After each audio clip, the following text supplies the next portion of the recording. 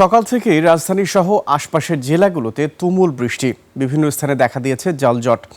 ভোরের দিকেই কালো হয়ে ওঠে রাজধানীর আকাশ, সাথে ঝোড়ো হাওয়া, আলোর ঝলকানি, নামে বৃষ্টি।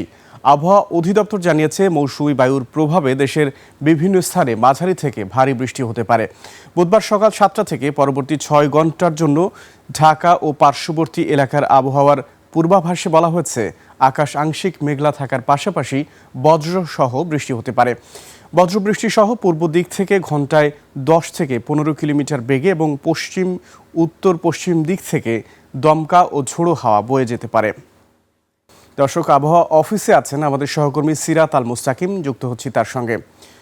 সিরাত, আবহাওয়ার কি খবর আপনার কাছে আছে, কি জানতে পারলেন?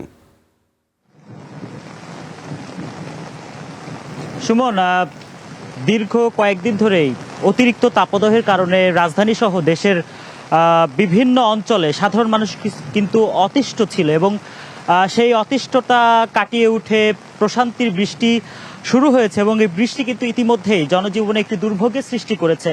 আমরা রাজধানী ঢাকায় বিভিন্ন জায়গায় দেখেছি রাস্তায় তীব্র যানজট সৃষ্টি হয়েছে, সাথে সাথে বিভিন্ন জায়গায় অস্থায়ী যে জলাবদ্ধতা, সেই জলাবদ্ধতা সৃষ্টি হয়েছে। আমি যদি আপনাকে আবহাওয়া অধিদপ্তরের আজকের যে তথ্য, সেই তথ্য যদি জানাই, আমি এই মুহূর্তে আবহাওয়া অধিদপ্তরে অবস্থান করছি এবং এখানকার গত 24 ঘন্টার যে রেকর্ড, সারা বাংলাদেশে সব থেকে বেশি বৃষ্টিপাত হয়েছে ফেনীতে, যেটির পরিমাপ করা হয়েছে এবং সেটি হচ্ছে 148 মিলিমিটার বৃষ্টি হয়েছে ফেনীতে এবং গত 24 ঘন্টায় রাজধানীতে 5 মিলিমিটার বৃষ্টি হয়েছে।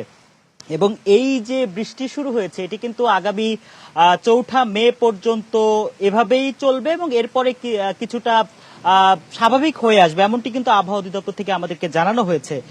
আমি যদি আপনাকে আরো কিছু তথ্য দেই তাহলে বলতে হয় গভীর সঞ্চলনশীল মেঘমালা বা বজ্র মেঘ তৈরি অব্যাহত আছে বাংলাদেশের অভ্যন্তরে এবং পার্শ্ববর্তী এলাকাগুলোতে। এই কারণেই কিন্তু বাংলাদেশের সব বিভাগেই কোথাও কোথাও ভারী এবং অতি ভারী বৃষ্টিপাত হতে পারে। আর এই যে বজ্র মেঘের মধ্যে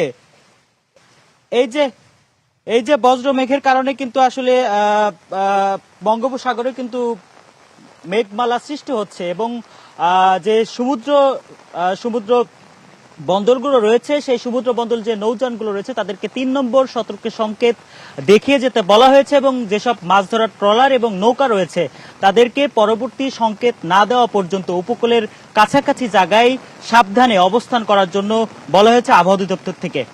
আকবর, এই ছিল আমার কাছে আবহাওয়া অধিদপ্তর থেকে এই যে বৃষ্টিপাত, সেই বৃষ্টিপাতের সবশেষ।